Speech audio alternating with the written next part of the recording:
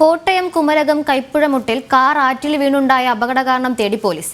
വഴി തിരിച്ചറിയാൻ കഴിയാതെ വെള്ളത്തിൽ വീണതാകാമെന്നാണ് സംശയം. പ്രദേശത്ത് വെളിച്ചമോ ദിശാസൂചന ബോർഡുകളോ ഇല്ലാത്തതാണ് ദുരന്തത്തിനിടയാക്കിയതെന്ന് നാട്ടുകാർ. അപകടത്തിൽ കൊടകര സ്വദേശിയും മഹാരാഷ്ട്ര സ്വദേശിയുമാണ് മരിച്ചത്.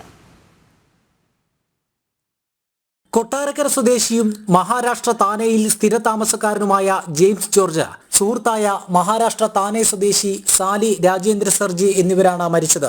ഇരുവരും കുമരകത്തേക്ക് വിനോദസഞ്ചാരത്തിനായി എത്തിയതാണ്. തിങ്കളാഴ്ച വൈകിട്ട് 5:30 എറണാകുളത്തെ കണക്ടിംഗ് ക്യാബിൽ നിന്നാണ് ഇവർ കാർ വാടകയ്ക്കെടുത്തത്.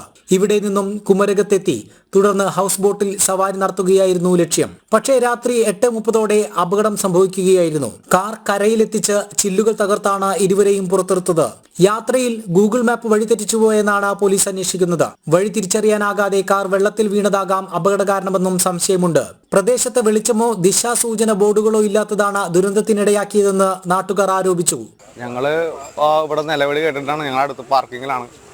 അപ്പോൾ ഓടി വന്ന് അന്നപ്പോഴൊരു കാറ് പകുതിയോളം മുങ്ങിക്കിടക്കണേണ്. ഒരാൾ രക്ഷിക്കാനുള്ള ഇവിടുത്തെ നാട്ടുകാർ. അപ്പോൾ ഞങ്ങളുടെ കൂട്ടത്തിലുള്ള ഡ്രൈവർമാർ ചാടി, ഇവിടുത്തെ നാട്ടുകാരും ചാടി നോക്കി. പക്ഷേ അപ്പോഴും കാർ മുങ്ങിപ്പോവുകയാണ് ഫുള്ളായിട്ട്. വഴിതെറ്റി പോയതായിരിക്കും. ആ സമയത്ത് മഴ ഉണ്ടായിരുന്നു. നല്ല മഴ ഉള്ളവരായിട്ട് അവർ ശ്രദ്ധിച്ചില്ല എന്ന് തോന്നുന്നു.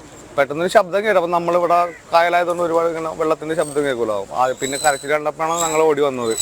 സംഭവത്തിൽ വിശദമായ അന്വേഷണം നടത്തുമെന്ന് മന്ത്രി VN വാസവൻ പറഞ്ഞു.